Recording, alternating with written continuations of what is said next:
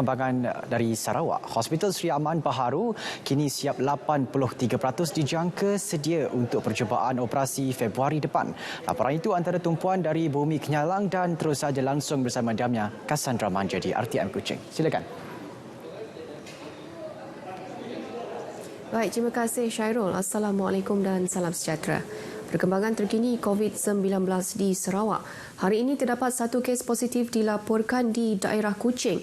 Ini menjadikan jumlah kes positif COVID-19 di negeri ini adalah sebanyak 687 kes. Justru daerah Kuching kini bertukar status daripada hijau kepada status kuning. Menurut kenyataan media Jawatan Kuasa Pengurusan Bencana Negeri JPBN Sarawak, kes ke-687 ini merupakan seorang warga negara India berumur 26 tahun yang bekerja sebagai nelayan di sebuah syarikat kapal perikanan di Kuching. Kes adalah jangkitan tempatan kerana kes tidak mempunyai sejarah perjalanan melawat atau balik ke luar negara sejak tiba di Malaysia pada Julai 2019. Pengesanan kontak rapat yang melibatkan rakan-rakan tempat kerja kes juga masih dilakukan. Dimaklumkan tiada kes baharu telah pulih dan dibenarkan discharge dari hospital hari ini. Jumlah keseluruhan kes positif COVID-19 yang telah pulih dan dibenarkan discharge setakat hari ini kekal seramai 661 orang. Pembinaan Hospital Sri Aman yang baharu kini mencapai tahap 83% siap dengan kos pembinaan mencecah RM180 juta. Ia dijangka sedia untuk percubaan operasi pada Februari tahun hadapan. Now what is going on now? Now is internal. Basically semua sudah. Tengok bidding memang sudah siap. Like what? Semua fixing. Okay, water sudah masuk, api sudah masuk. Cuma masukkan barang-barang yang macam ward, bed semua tu, specialized equipment. The major outstanding is that is done by another contractor. Katanya perkhidmatan kesihatan hospital baharu tersebut kepada lebih 93,000 penduduk di Sri Aman hanya akan beroperasi selepas ujian dan pentauliahan Kementerian Kesihatan Malaysia KKM yang biasanya mengambil masa hingga 6 bulan. Buat masa ini, kontraktor utama mengalami kekurangan pekerja kerana lebih 60% daripadanya pekerja asing terjejas akibat penularan COVID-19 dan separuh daripada jumlah 200 pekerja tempatan tidak hadir bekerja menyebabkan penangguhan kemajuan pembinaan. Keadaan ini semakin serius apabila kerja-kerja pembinaan terpaksa ditangguhkan ekoran pelaksanaan Perintah Kawalan Pergerakan PKP. Beliau ditemui media selepas mengadakan lawatan tapak di Hospital Sri Aman Baharu bersama Pengarah Kesihatan Negeri Dr. Chin Zin Hing.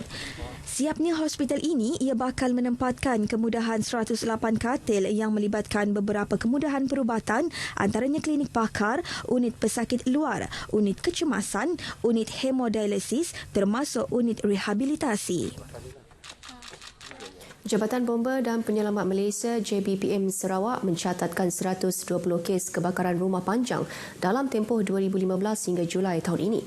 Justru pengarah JBPM Sarawak Khairuddin Rahman menafikan kenyataan yang dikeluarkan oleh sebuah badan bukan kerajaan NGO yang menyatakan terdapat 38 kes kebakaran rumah panjang dicatatkan pagi tahun ini.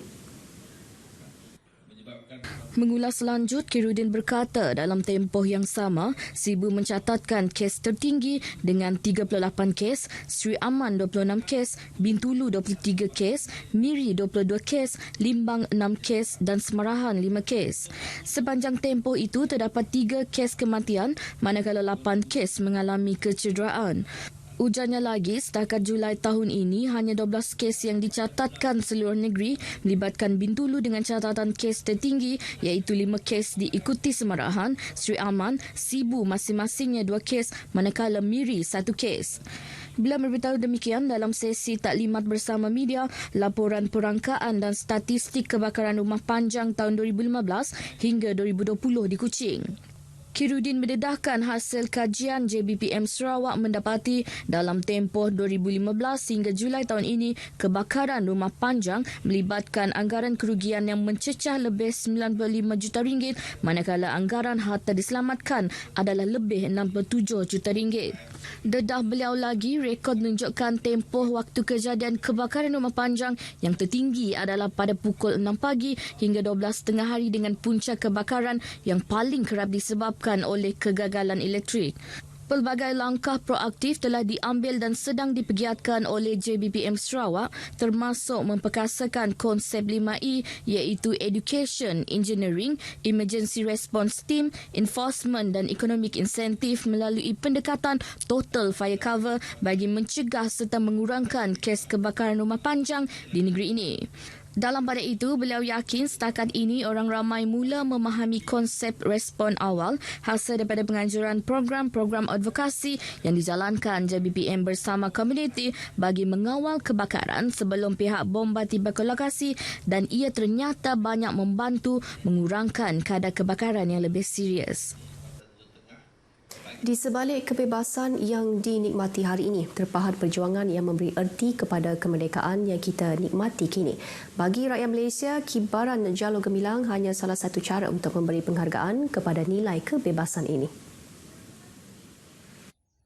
Bagi penduduk di kampung nombor 5 Satok di Kuching yang ditemui RTM, Mahli Udin, beliau menghias rumahnya pada setiap Julai hingga September untuk sambutan Bulan Kebangsaan, termasuk Hari Sarawak dan Hari Malaysia. Kami memasang bendera tu artinya menyambut kemerdekaan lah, bulan kemerdekaan.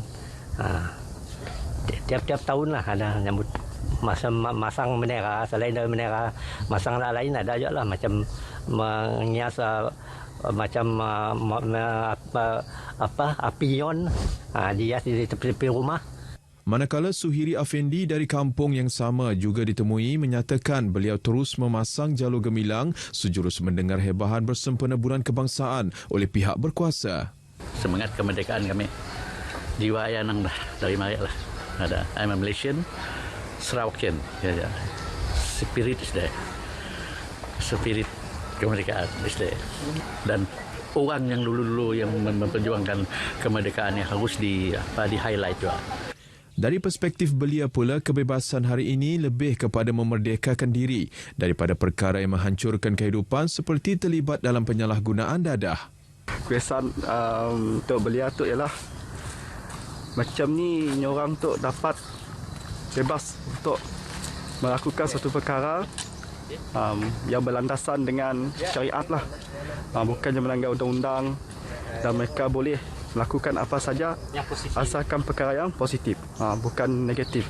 Erti kebebasan generasi sekarang mungkin berbeza bagi mereka yang telah memberikan kebebasan mereka untuk kemerdekaan hari ini. Dan bagi mereka yang telah gugur, mereka telah mempertaruhkan segalanya termasuk nyawa untuk memberi kebebasan yang kita nikmati sekarang. Selamat menyambut Bulan Kebangsaan. Firdaus Hashim Idris, RTM. Baik saudara, sekian berita dari Sarawak dan kita kembali bersama Syairul di Angkasa Puri. Silakan.